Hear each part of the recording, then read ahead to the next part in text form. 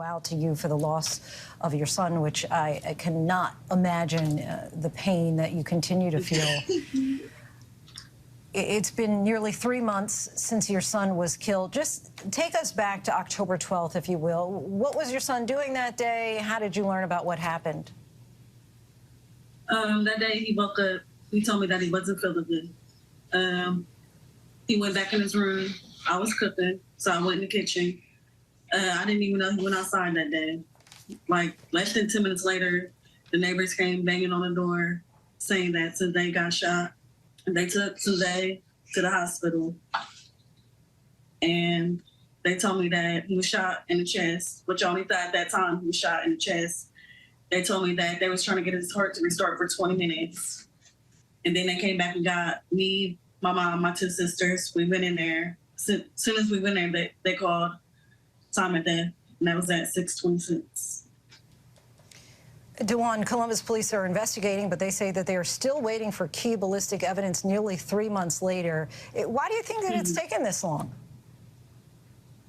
I really don't know. Like, I know I received a paper from the coroner saying that it does take like 2 or more months. But as far as I know right now, that my son got shot 4 times that I know of. Once in the chest, once in his right hand. His right hand's with his right leg. And 2 times on the side.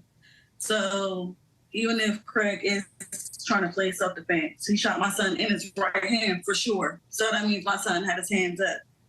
So he should still be in jail to this day, but he's not. He's walking around a free man. DeJuan, question for you. There are some people on social media who are making a parallel between Sinzea's death and the death of Ahmaud Arbery. That's taking, in that scenario, it took months for arrest to be made. Do you think that that's a fair comparison? I do believe it's a fair comparison, but we can't really do comparison right now. We're just focused on the law right now.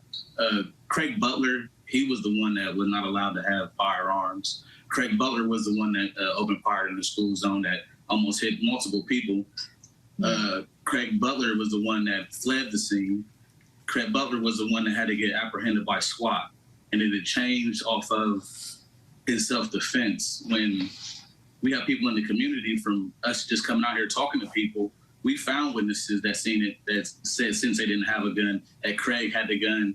And the police is investigating, but they're really investigating us, because after we had our rally, SWAT team hit their neighbor just looking for a gun that they did not find. There had never been a gun, and we don't understand why Sinzea is being tried, and he didn't do anything wrong. He was just 13, but a convicted criminal with the illegal firearm firing. When we do have new gun laws here in Ohio, we're supposed to have enhancers. Craig should have just seen 10 years alone just for having the gun. And so just to confirm, no one has ever said that Sinzea had a gun, correct? No one has said he had a gun. We got the original police report from which they released to the media when that happened. No gun. The city used Sinzea's name and likeness when they thought it was black-on-black crime.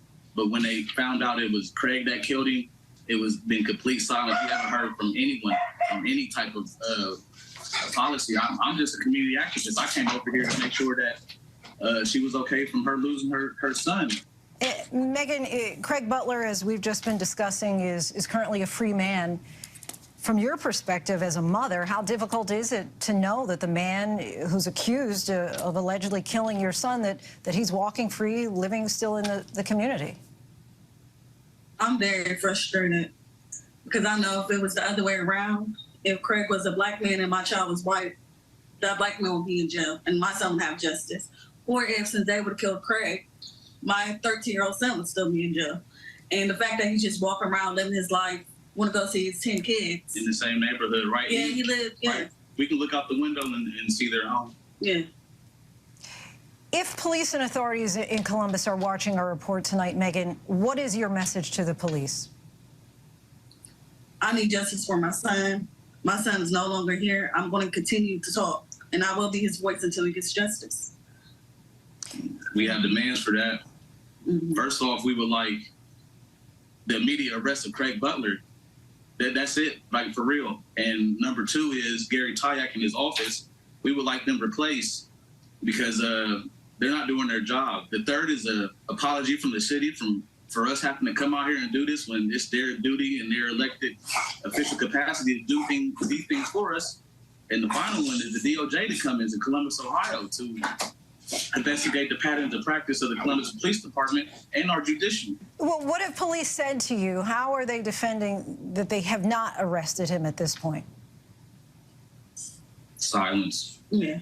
I haven't even talked to the detective on the case since October 23rd when he called interrogate me, asking me why do I allow my child, well, Sinzea, to carry a gun. Like, first of all, why would I allow my 13-year-old son to carry a gun? Like, that doesn't make sense. And why are you interrogating me? My son is the victim. I don't know what happened that day. I wasn't over there. Megan, we did not have the opportunity to ever meet your son. Talk to us about what Sinzea was like, what made him smile, what he loved to do. Sinzea just turned 13, 2 months before this happened. He was a normal boy. Like, he had friends. He went outside to play. He did a normal boy stuff. And for them to, like, try to make him out to seem like he's in some kind of gang banger in a gang, stealing people's cars, doing all this other nonsense because he's black. That's what it comes out to, because he's black. It makes me mad, like, really mad. Because if my son was white, once again, I wouldn't be in this situation right now. Matter of fact, if my son was white, Craig probably would have never killed him. Megan and Dewan, we thank you so much for your time. Once again, you have our deepest condolences, and we will continue following this case.